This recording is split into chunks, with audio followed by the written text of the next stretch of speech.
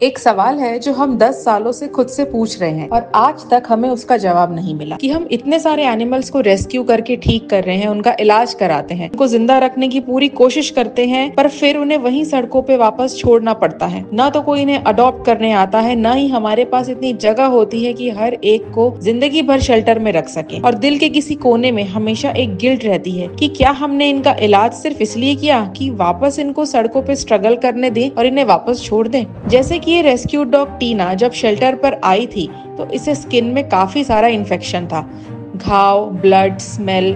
कोई इसके पास जाना भी नहीं चाहता था, पर हमने कहा टीना तू ठीक हो सकती है, तू डिजर्व करती है एक और चांस। इसका इलाज हुआ, केयर हुई और धीरे धीरे टीना फिर से बढ़िया हो गई।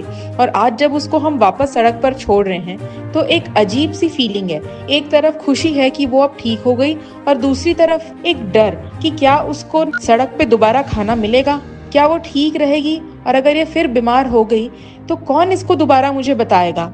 बिना किसी गारंटी के इन्हें सड़क पर दोबारा जाके जीना पड़ता है। दूसरी एक हमारी डॉग है जिसका नाम आंटी है, जो ट्रेन से टकरा गई थी, हेड इंजरी, इंटरनल ब्लीडिंग और कमजोरी में प्री मैच्योर बच्चे दे दिए।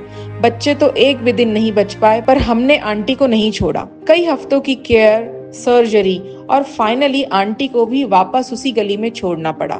बस अच्छा ये था कि हमने इसकी बर्थ कंट्रोल सर्जरी करा ली। सोचते हैं क्या ये ठीक किया, पर शेल्टर में स्पेस लिमिटेड है, रिसोर्सेज लिमिटेड है, लोग कम होते हैं, वॉलंटियर्स नहीं आते हैं और हर महीने नए बीमार डॉग्स आते हैं। अगर हम इनको हमेशा रख लेंगे तो नयों को और कैसे बचाएंगे। ये सब होते होते अब हम अपने काऊ सेक्शन के पास चलते हैं। यहाँ पर एक नई समस्या आ पड़ी है। एक काऊ ने दूसरी को जोरदार धक्का मार दिया और हमारी गंगा नीचे गिर गई। नीचे गिरने से इसके इंटरनल ऑर्गन्स डैमेज हो गए।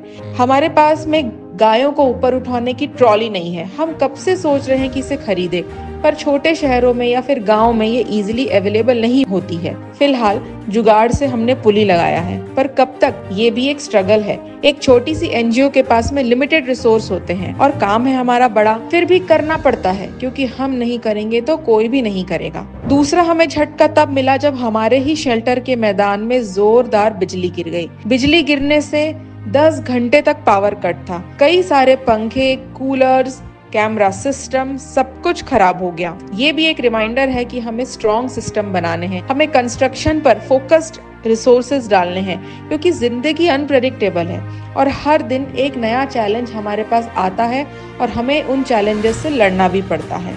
तो ये कहानी है रेस्क्यूज, रिकवरी, रिलीज, शेल्टर के चैलेंजेस और फिर से नई रेस्क्यूज की। हमने जब 3 डॉग्स को वापस ठीक करके छोड़ा तो उनकी जगह 4 और सीवियर डॉग्स ने शेल्टर पर ले ली। ये साइकिल कभी रुकती ही नहीं है और हमारा शेल्टर अकेले नहीं चल सकता। ये आप सबके सपोर्ट से ही चल रहा है। आपके प्यार, आपका टाइम, आपके डोनेशंस, वो तो इन कहानियों के असली हीरो हैं। इसलिए जुड़े रहिए, क्योंकि एक छोटी सी मदद किसी की जिंदगी का पूरा सफर बदल देती है। नेक्स्ट व्लॉग में हम फिर मिलेंगे नए केसेस, नए स्ट्रगल्स और नए होप के साथ। तब तक प्यार बांटना, काइंडनेस फैलाना और एनिमल्स के लिए हमेशा एक जगह दिल पर रखना, क्योंकि ये दुनिया सिर्फ इंसानों की नहीं है।